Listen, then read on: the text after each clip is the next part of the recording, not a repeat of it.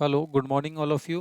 तो ये NCERT exemplar का 6 चैप्टर हम लोग सॉल्व करने जा रहे हैं। इस सीरीज में हम ह्यूमन फिजियोलॉजी को सॉल्व कर रहे हैं। तो आइए इन क्वेश्चनों को वन बाय वन करके कॉन्सेप्ट के साथ समझते हैं। तो पहला क्वेश्चन जो आपके सामने है that is the chemicals which are released at the synaptic junction are called.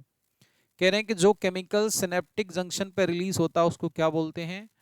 तो उसको बोलते हैं न्यूरोट्रांसमीटर। तो आप सबसे पहले समझ लें कि यहाँ पे आपके सामने एक वर्ड आया है that is the synaptic junction. तो सिनेप्टिक जंक्शन को पहले आप समझ लेते हैं। सिनेप्टिक जंक्शन क्या है कि जिस तरीके से जैसे मान लो एक न्यूरॉन ये है ना, और न्यूरॉन का एक पार्ट ये है और दूसरा न्यूरॉन ये है और उसका ये पार्ट है ना। तो इन न्यूरॉन के बीच में है ना, इन न्यूरॉन के बीच में ये जो स्पेस है इसको सिनेप्टिक क्लिफ्ट या सिनेप्टिक जंक्शन कहते हैं, है ना। तो उसके बीच में मैसेज को ट्रांसफर, मान लो इस न्यूरॉन से कोई मैसेज है और उसको इधर ट्रांसफर करना है, तो ये ट्रांसफर किसकी वजह से होता है, किसके थ्रू होता है? दैट इज द न्यूरोट्रांसमीटर के थ्रू होता है। तो जो भी सब्सटेंस या जो केमिकल्स रिलीज होते हैं कहां पर? सिनेप्टिक जंक्शन पर, उसको आप न्यूरोट्रांसमीटर कहते हैं। नेक्स्ट क्वेश्चन क्या है?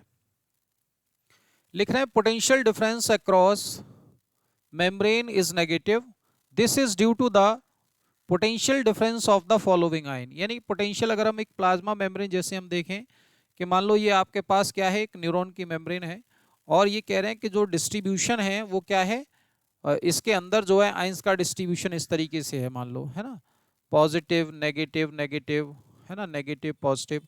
और अगर देखेंगे तो एक्चुअली ये तो कंडक्शन वाली कंडीशन है कि जब इम्पल्स कंडक्शन होता है। जब रेस्टिंग कंडीशन होती है तो अंदर क्या होता है, अंदर ये नेगेटिवली चार्ज होती है और बाहर पॉजिटिवली चार्ज होती है। तो ये डिस्ट्रीब्यूशन जो है, ये डिफरेंस जो होता है पोटेंशियल में, ये किस वजह से होता है? तो आप लोग जानते हैं ये होता है सोडियम और पोटेशियम के डिफरेंस की वजह से, यानी ग्रेडियंट डिफरेंस की वजह से। सोडियम पोटेशियम आप लोग जानते हैं कि इनसाइड सोडियम ज़्यादा होता है, इनसाइड सोडियम की मात्रा ज़्यादा होती है, रेस्टिंग कंडीशन में सोडियम ज़्यादा होता है।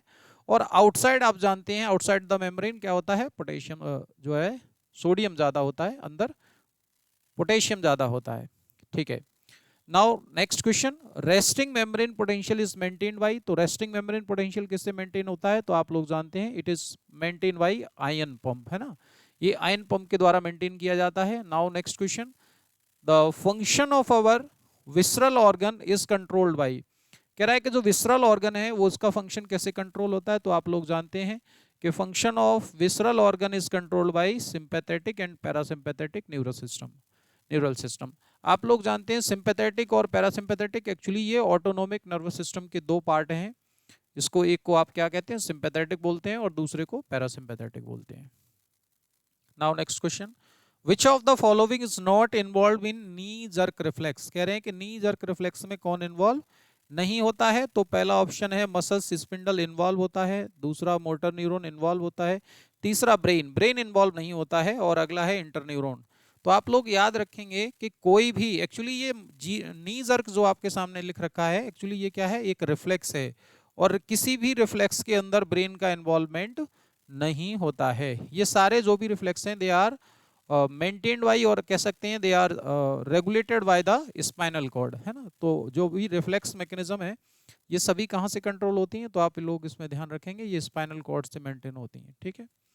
नाउ नेक्स्ट क्वेश्चन क्या है, an area in the brain which is associated with the strong emotions. यानी ब्रेन का वो एक एरिया जहां पर स्ट्रॉन्ग इमोशंस होती हैं, तो ये होता है that is the limbic system, है ना। लिम्बिक सिस्टम जो है का है आपका इमोशनल, जो भी फियर, है ना, और जो लव है, अफेक्शन है, ये सभी यहीं से कंट्रोल होते हैं लिम्बिक सिस्टम से। ठीक है। Now next question, which of the mark the vitamin present in the rhodopsin. तो रोडोप्सिन में कौन सी विटामिन आप लोग भली भांति जानते हैं, that is the vitamin A. Now next question, human eye wall consist of 3 layer and it enclose. तो ह्यूमन की आई वॉल में कह रहा है कि 3 लेयर होती हैं। तो सबसे पहले आप लोग यहाँ ये जान लीजिए 3 लेयर कौन सी हैं, दैट इज द स्क्लेरा, है ना, कोरोइड और रेटिना। ये तो आपकी 3 लेयर हैं, रेटिना। और ये आउटसाइड से इनसाइड मैंने सीक्वेंस लिखा है। अब ये कह रहे हैं कि ये एनक्लोज किसको करती हैं? तो आप लोग जानते हैं एनक्लोज करती हैं लेंस को, एक्वस ह्यूमर और विट्रस ह्यूमर। मैं यहाँ पे एक रफ डायग्राम आपको लोगों को ड्रॉ करके दिखाना चाह रहा हूँ। एक्चुअली सपोज दैट ये आई है ना, और आई में इस तरीके से मैंने ये बीच वाला जो सेगमेंट में बनाने जा रहा हूं, ये एक्चुअली क्या है, ये लेंस है, ठीक है।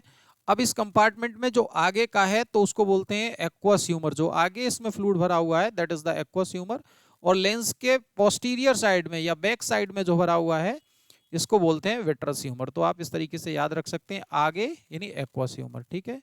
तो इस तरीके से, या इसी को आप कह सकते हैं एट एंटीरियर एस्पेक्ट, है ना।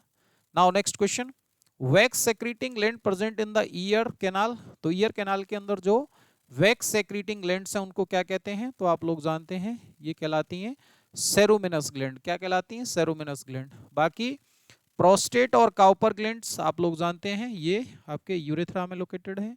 Sweat gland all over the body होती हैं, ठीक है। Now next question, part of internal ear responsible for hearing, यानी हियरिंग के लिए कौन सा इंटरनल ईयर का कौन सा पार्ट है, तो आप लोग जानते हैं इंटरनल हियरिंग का कॉक्लिया वाला रीजन जो है रेस्पॉन्सिबल है हियरिंग के लिए।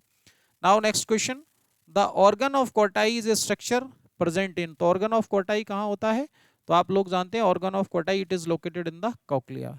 कहाँ पे होता है, ये कॉक्लिया में होता है। तो इस तरीके से ये चैप्टर हमने कंप्लीट कर लिया है, न्यूरल कंट्रोल एंड कोऑर्डिनेशन। आपका ये चैप्टर कंप्लीट हो गया है।